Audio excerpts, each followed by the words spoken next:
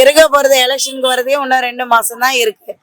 இதுக்கப்புறம் அவங்க என்ன என்ன பண்ண முன்ன நடவடிக்கை எடுக்க ஃபர்ஸ்டே எடுத்துருக்கணும் இல்லையா? எவ்வளவு மக்கள் வந்து ஒரு ரூபாய் கஷ்டப்பட்டு தானே வேலை கிடைக்கும்ன்ற நம்பிக்கையில தானே கட்சிக்காரங்க கிட்ட கொடுத்தா முடியும், வேலை கிடைக்கும்னு படிச்சவங்க எல்லாம் எவ்வளவு பேர் படிச்சுட்டு கஷ்டப்படுறவங்க நம்பி கொடுத்தாங்க. ஊழல் பண்ண முதலமைச்சரே நடவடிக்கை எடுக்கல. இப்ப ஆட்சி முடியும் போது நடவடிக்கை எடுக்கலன்னு சொன்னா என்ன பண்றது? நம்ம கொடுத்தவங்க நம்ம இனிமே அந்த பணத்தை யாரை நம்பி கொடுக்க கூடாது. எந்த கட்சிக்காரெல்லாம் பத்தியும் கொடுக்க கூடாது, யாரும் பத்தியும் நம்ம கொடுக்க கூடாது. முக்காசி இடத்துல அதானப்பா சொல்றாங்க. உங்களுக்கு ஏன்னா நீங்க படிச்ச படிப்புக்கு டிகிரிக்கு வேலை கிடையாது.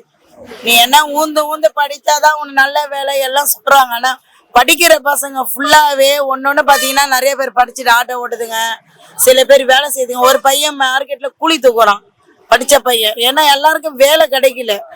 பணம் இருக்கிறவங்க சொத்து இருக்கிறவங்க அவங்கவுங்க இருக்கப்பட்டவங்க பணம் கொடுக்குறாங்க, இல்லாதப்பட்டவங்க ஏதோ கிடைச்ச வேலையை செஞ்சு குடும்பத்தை ஓட்டுறாங்க. இவ்வளவுதான்.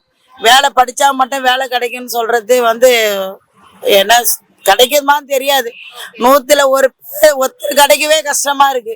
படிச்சா எல்லாருக்கும் வேலை கிடைக்கணும், எங்க கொடுக்க போறாரு? ஆமா, அது உண்மை தானே. அது யாரா இருந்தா இப்ப எந்த தப்பானா ஏற்கனவே வந்து ஜெயலலிதா செத்த கேஸே முடிவு வரல ஒன்னும்.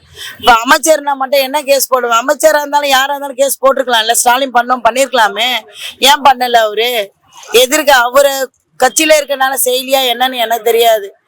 இதெல்லாம் மக்களுக்காரது.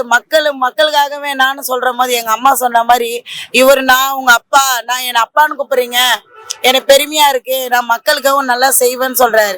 அதுக்கேற்ற மாதிரி அவங்க கட்சியில ஊழல் பண்ணும் போது அவர் கேட்டிருக்கலாமே. அடுத்த தப்பு அடுத்த ஆளுங்க செய்ய மாட்டாங்கல்ல, அது கேட்கலையே. ஒரு சின்னதா ஒரு கிளை நவுந்தாலே முதலமைச்சர் கண்டிப்பா தெரியணும், கண்டிப்பா தெரியும். ஏதோ ஒண்ணு பேர் அடிப்படுதுன்னா அவரு எப்பயோ கூப்பிட்டு கேட்டிருப்பாரு. எதனால ஆயிருக்கும்னு தெரிஞ்சிருக்கும். ஏன் நடவடிக்கை எடுக்கல, எதனால எடுக்கலன்னு உண்மை அதெல்லாம் நம்மளுக்கு தெரியாது. முதலமைச்சருக்கு தான் தெரியும் அது எதனால எடுக்கலன்னு. எங்களை மாதிரி ஆளுக்கு என்னத்த தெரியும்?